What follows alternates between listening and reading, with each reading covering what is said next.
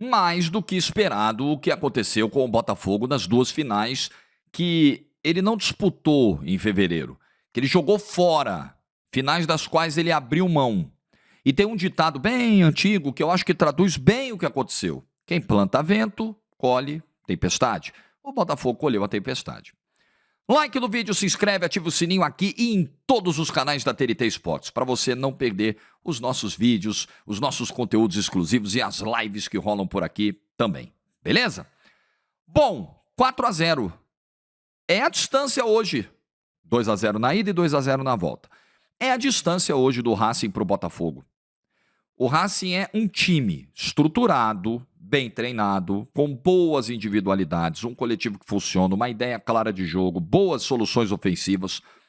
E o Botafogo hoje é um não time. O Botafogo tem peças, vários jogadores ali campeões brasileiros, titulares do título de 2024 do Brasileiro e também da Libertadores da América. Porém, sem o mínimo de organização, de ideia tática, de planejamento tático, de identidade, de jogadas trabalhadas, de alternativas pensadas e estruturadas para se chegar ao gol adversário, o Botafogo como time hoje simplesmente não existe. Então, quando uma final é disputada entre um time e um não time, o resultado todos sabemos. Todos sabíamos que o Botafogo não ganharia do Racing. Vamos falar o português, claro. Você sempre abre a possibilidade para o inesperado, né, para o imponderável. Imagina, né? O Racing tem um jogador expulso no primeiro minuto de jogo, o zagueiro faz um gol contra, muda a atmosfera do jogo. Mas em condições normais, não ia ter como. O Botafogo não tem nada. O Botafogo expôs não só a sua marca a esse constrangimento de jogar duas finais fora. Você jogar uma final fora contra o Flamengo, seu maior rival. Você jogar uma final internacional fora. Você abrir mão de 2 títulos que o Botafogo não possui na sua galeria. É expor a instituição. Não só a instituição foi exposta e a torcida foi exposta a esse constrangimento, como os jogadores também. Os jogadores hoje são jogados em campo como um bando, sem o comando que se espera, e sofrem a pressão por isso. A vaia primeiro é para eles. O xingamento da arquibancada, o apupo, é em cima deles. Estoura neles primeiro. Acho que o que está sendo feito é o desrespeito também a eles. Ah, o time está apático. Não. O time está correndo errado. O Savarino virou bagre. O melhor jogador do Campeonato Brasileiro. O melhor jogador do Campeonato Brasileiro. Não ganhou a eleição, mas deveria ter ganhado. O Savarino hoje é irreconhecível. O Barbosa, num time estruturado, com um parceiro de zaga que elevou o seu nível, com um treinador que consertou a defesa quando chegou, era outro jogador. Hoje, é um deslocado em campo. Completamente alucinado em campo. Por quê? Porque falta comando. Ninguém se destaca. Tirando o John, que estourou um monte de bola nele, ele teve que se virar, tanto em Avedianeda como ontem no Rio, ninguém se destaca. Individualmente falando, é impossível se destacar desse jeito. É impossível ganhar do Flamengo uma final nacional com o Carlos Leiria no comando. É impossível achar que o Caçapa vai chegar em 3 dias, vai provocar uma revolução capaz de bater o atual campeão da Sul-Americana, um time bem treinado, com um trabalho já de mais tempo do Gustavo Costas. É ignorar os processos. E aí eu quero falar de John Textor, que para mim ignorou todos os processos. E se você investe no futebol, Textor, você sabe que o futebol tem paixão, tem cobrança. Você ganhou hoje, amanhã você vai ser cobrado para ganhar de novo. Ninguém vai tirar aqui o mérito do Textor de ter sido o cara. A gratidão vai, porque ele não fez isso por filantropia, ele fez porque ele é um investidor, porque ele viu no Botafogo uma possibilidade de obter lucro, e até aí, tudo bem, é do negócio, faz parte, né? Mas eu entendo que o Textor seja reconhecido como o cara que evitou o fechamento do Botafogo. Porque com a dívida de 1 bilhão e com a receita que tinha, o Botafogo, em poucos anos, deixaria de existir. A verdade é essa.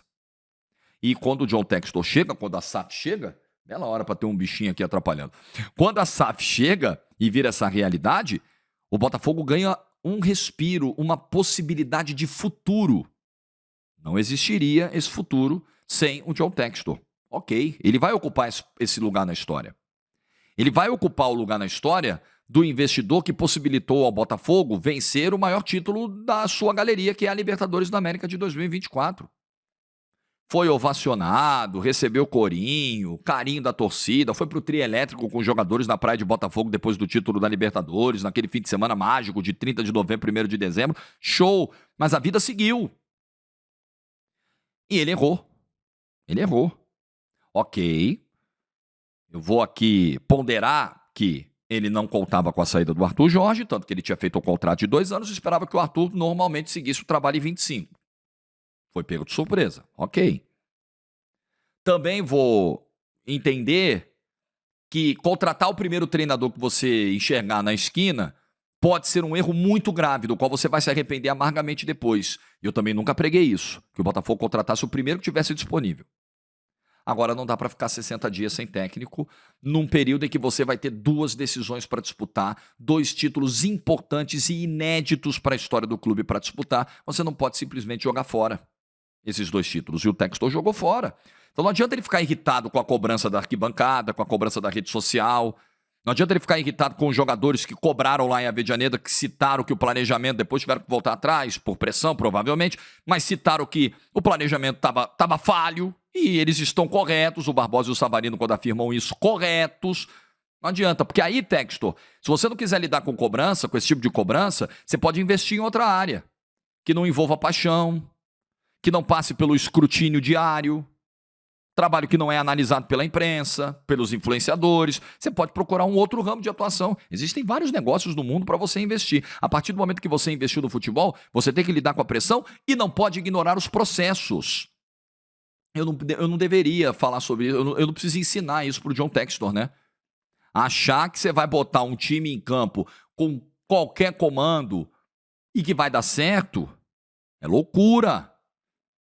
Você não pode expor a marca Botafogo a esse nível de improviso, jeitinho, bagunça e constrangimento. Tudo isso gera o constrangimento final que vem em forma de resultado. Se você somar as 2 finais, a Supercopa, que é jogo único, e os 2 jogos da Recopa Sul-Americana, o Botafogo tomou 7-1 no agregado.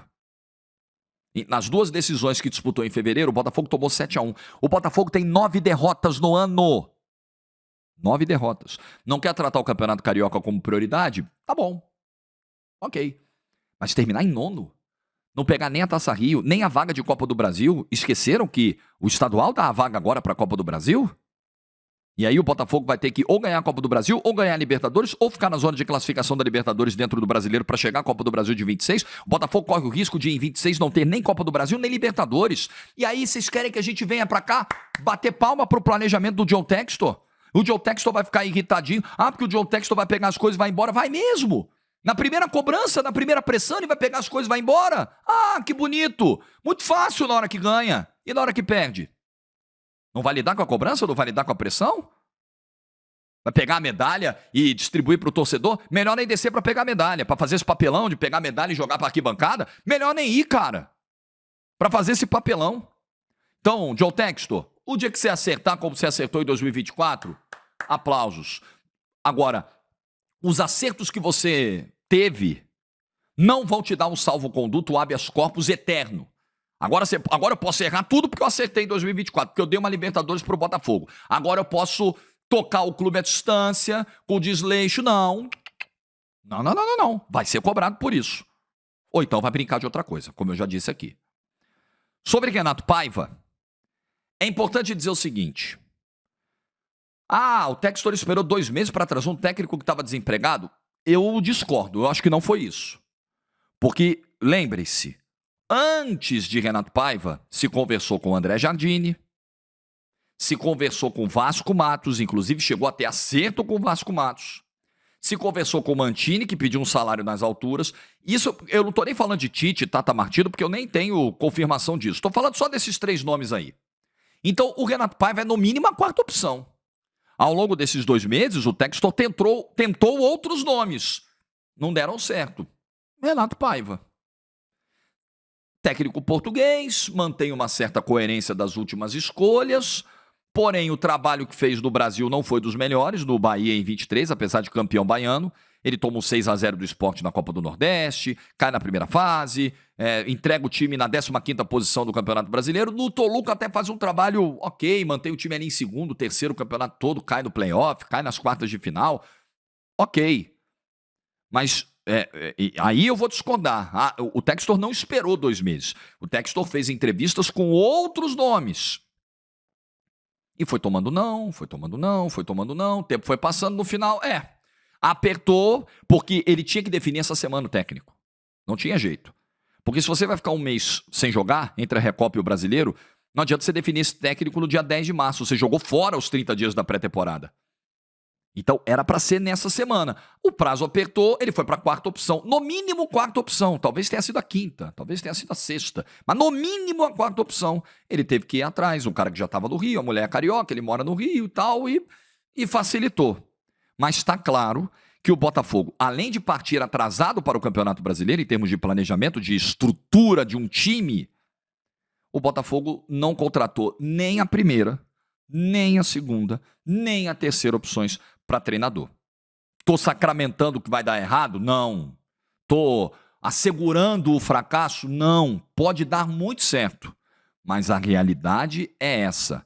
O Botafogo cometeu erros demais no início de 2025 e que podem custar muito caro a partir do dia 29 de março, quando o time estreia contra o Palmeiras. Só isso no Campeonato Brasileiro. É isso. Like do vídeo se você ficou até o final. Juízo e tchau.